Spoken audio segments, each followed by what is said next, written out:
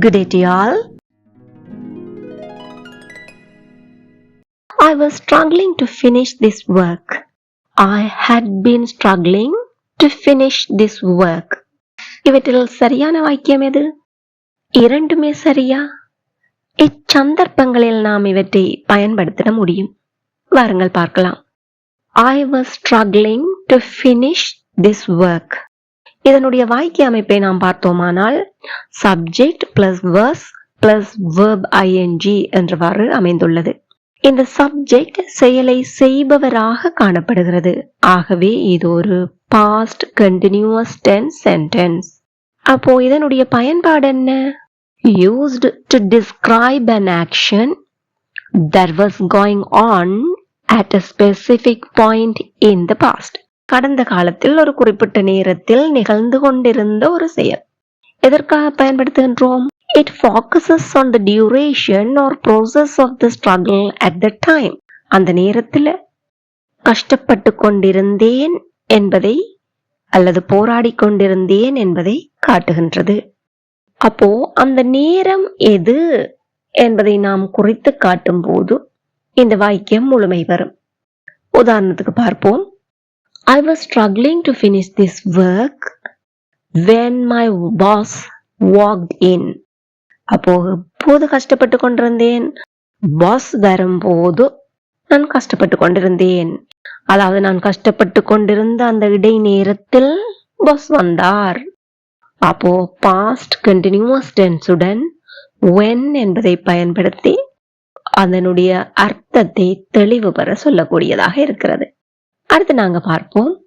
I had been struggling to finish this work. இதனுடைய வாக்கிய அமைப்பை பார்ப்போமானால் subject plus had been plus verb ing. இதிலிருந்து நமக்கு தெளிவாக புரிந்துவிடும் இது ஒரு பாஸ்ட் பெர்ஃபெக்ட் கண்டினியூஸ் டென்ஸ். எதனால் பாஸ்ட் என்று சொன்னோம்? had என்கிறது haveனுடைய பாஸ்ட். அதன் பின்பு been plus ing form verb ing form இருப்பதால் பாஸ்ட் பெர்ஃபெக்ட் கண்டினியூஸ் டென்ஸ். இதனுடைய பயன்பாடு என்ன? Used to describe an action that started in the past and continued up to another point in the past. கடந்த காலத்திலேதான் ஒரு கட்டத்தில் தொடங்கி இன்னொரு கட்டத்தில் முடிவடைந்திருக்கிறது. It emphasizes how long the struggle lasted before something else happened. அப்போ இந்த வடிவத்தை நாம் எதற்காக பயன்படுத்துகின்றோம்? எவ்வளவு காலமாக இந்த போராட்டம் நிகழ்ந்து கொண்டிருந்தது என்பதை குறித்து காட்டு. அப்போ how long என்பதைத்தான் எம்பசைஸ் பண்ணுகிறது. இந்த வாக்கியத்தை பூரண அர்த்தம் வெளிப்பட சொல்ல வேண்டுமானால் நாம் எப்படி சொல்ல வேண்டும்? I had been struggling to finish this work for hours before someone helped me. அப்போ இங்கு தெளிவாக அதன் விளக்கம் கிடைக்கிறது. யாரோ ஒருவர் நமக்கு உதவி செய்வதற்கு முன்னர் மணிக்கணக்காக நான் போராடி கொண்டு இருந்தேன். இப்போ கீ டிஃபரன்ஸ் ஷார்ட் அண்ட் ஸ்வீட்டா பார்ப்போம். I was struggling ongoing action at a specific past moment. இங்கு நாம் டைம் ரெஃபரன்ஸை குறிப்பதற்கு பயன்படுத்திய சொல் என்ன? when. இதன் தமிழ் அர்த்தமாக எதை புரிந்து கொள்ளலாம்? அந்த நேரத்தில் நடந்தது. அடுத்த வாக்கிய வடிவம் என்ன? I had been struggling. இதனுடைய ஃபோக்கஸ் என்ன? Continuous action before another past event. இங்கு டைம் ரெஃபரன்ஸ் என்ன பயன்படுத்துகின்றோம்? பிஃபோர், அதாவது தமிழில் சொல்ல போனால் பிறகு ஏதோ நடந்தது. இவற்றை நாம் எங்கு எப்போது பயன்படுத்திக் கொள்ள முடியும்? Use was struggling if you are just talking about what was happening at the moment in the past. கடந்த காலத்தில் என்ன நடைபெற்று கொண்டு இருந்தது, அதாவது ஒரு குறிப்பிட்ட தருணத்தில் என்பதை சொல்லி காட்ட வேண்டுமானால் பாஸ்ட் கண்டினியூஸ் டென்ஸ் பயன்படுத்துகின்றோம்.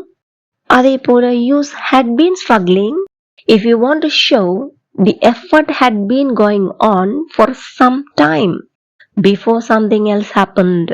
ஏதோ ஒரு விடயம் நடைபெறுவதற்கு முன்பு ஒரு குறிப்பிட்ட கால அளவில் ஒரு செயல் நடைபெற்று கொண்டிருந்தது என்பதை காட்டுவதற்கு பாஸ்ட் பெர்ஃபெக்ட் கண்டினியூஸ் டென்ஸையும் பயன்படுத்திக் கொள்ள முடியும். இப்போ நீங்கள் செய்ய வேண்டியது என்ன?